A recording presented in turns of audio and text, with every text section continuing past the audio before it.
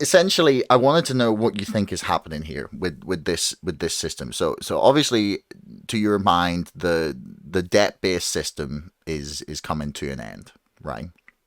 What is Okay, it? let Okay. me define it. Okay, and this actually goes back to Roman and Greek times. Okay, however, it got serious in 1492 when Columbus located the Bahamas. Uh, in a debt-based system, a person borrows money and puts up collateral. If they pay the money back, okay, they get their collateral back. If they don't pay the money back, the lender takes the collateral. Now, if you go back to Babylonian times, the same thing happened. Farmers would borrow money to plant their crops, and it would be a bad harvest, and they wouldn't make enough money, and they couldn't pay their debts. And the Babylonian king said, if we kick the farmers off their fields, we're not going to have any food, and that's a bad idea. Hmm.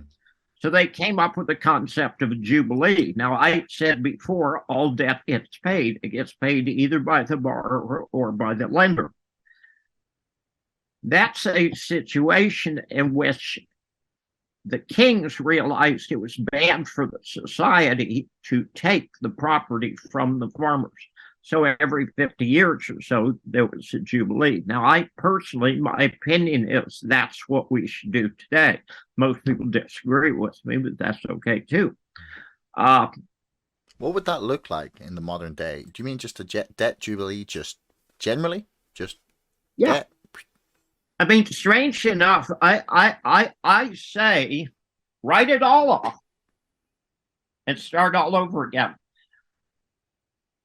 There was a specific event. There was a decision by the French king, Louis the 15th, that bankrupted France. How good are you at history? Not bad. Okay. What was the decision? What did the King of France do that bankrupted France? I want to say went to war with the English, but that's probably not the right. No. You're really close. But Oh, how did he do it? I'm gonna say borrowed a lot of money in Nope, order to do it. No, nope, no. nope. Okay. He got involved in the American Revolutionary War. Mm, And the whole purpose was to the Brits. Okay. He didn't have to get involved in the war. There was nothing in it for France, but he was going to the Brits. They're doing the same thing still today. It's a French thing. Uh, that was in 1776 through 1782. And by 1789, the king was totally, absolutely bankrupt, and people in Paris couldn't afford wheat. So there was a revolution. Literally, all empires end when they get involved in military adventurism. Okay, and that's exactly what he was doing. Now, I lost track. What were we talking about? Help me out here. I was moving towards this like this debt bit system is coming to an end. Like what do you believe that Okay, Russia yeah, and yeah, China are building? yeah. Here's the key: the debt-based system rewards what is called the renters. Okay.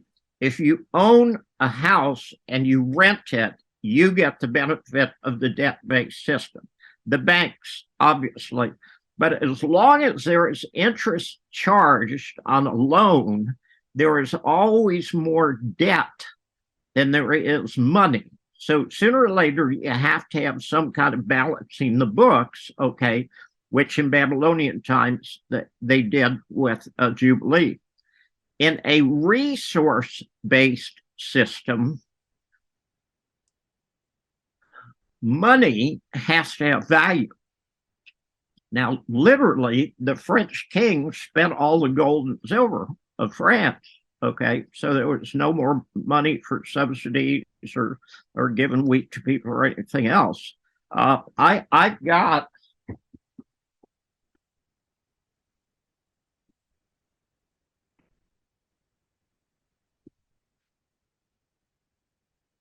That is the currency of the French Revolution, okay, called an Okay. assignat. And they printed them like crazy and they became worthless. So in 1796, they printed something called the Mandat, M-A-N-D-A-T, and printed them like crazy, and they became worthless.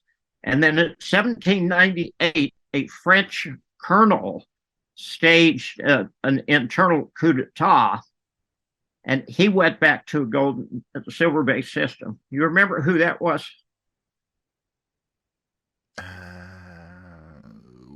Ooh. That wasn't Napoleon, was it? Yeah, of course it was. Yeah. Okay. Yeah, yeah. Okay. You're good. You're good. You're really good. I keep The thinking there's strange like thing, trick questions. they're not trick questions. They're easy questions. They're things that everybody knows. They just don't know that they know. Um,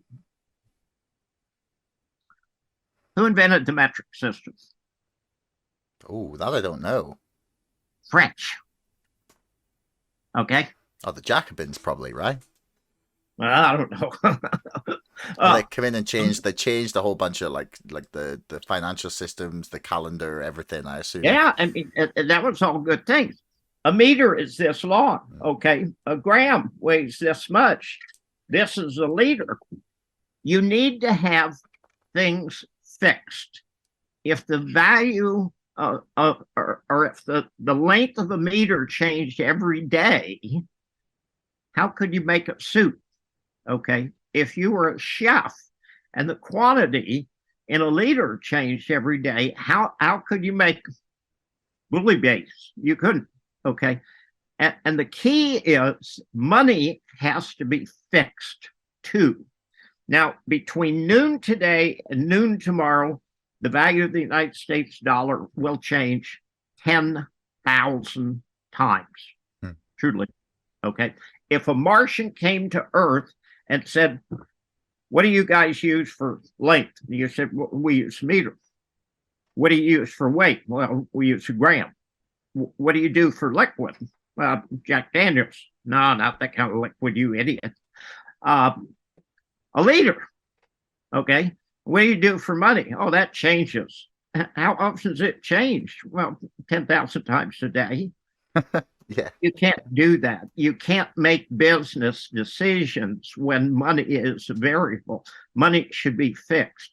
We are going to go back to a gold and silver based standard. The Russians and the Chinese, first of all, have been accumulating a lot of gold, and I believe this is deliberate, and I believe they know exactly what they're doing. And they're talking about going to a resource-based system. But when a resource-based system is based on wheat, and when it's based on oil, and when it's based on nickel and copper, that's kind of hard to administer. However, if it's based on gold and silver, it's very easy to administer. And I think they will go back to a gold standard, not because anybody wants to. They're going to go back to a gold standard because they have to. The sanctions are going to destroy the EU. They're going to destroy the euro. It's going to destroy NATO, and it's going to destroy the U.S. and the U.S. dollar. It may take a year or two to do, but it's going to happen. It's already been set in motion. Okay, well that's a little scary. No. It's actually a good thing. Okay. It's definitely a good thing, but it's scary because of the thing that I was talking about before with the revolution. That it's a roll of the dice. To see who ends up on top. Basically, I don't want the Bolsheviks. I don't want. Your argument is valid. However, it's probably naive. Order James Michener's book on Iran, okay, because he writes about the revolution in Iran. And you are absolutely correct. There were 15 or 20 groups in Iran.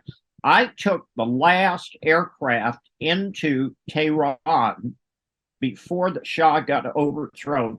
Nobody knows this, but the Shah had a twin sister. and his twin sister had the rights to fly oil workers from Tehran to Abadan, which is in the center of the oil district. She had a fleet of like 30 aircraft, and every aircraft paid for itself every month.